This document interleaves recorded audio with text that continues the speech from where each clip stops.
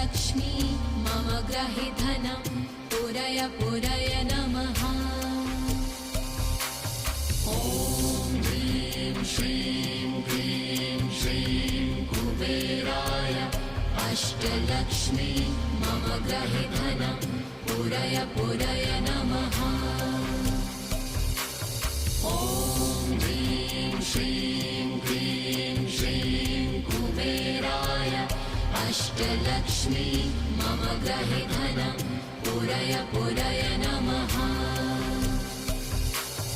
ॐ ह्रीं श्रीं क्लीं श्रीं कुबेराय अष्टलक्ष्मी मम ग्रहे धनं पुरय पुरय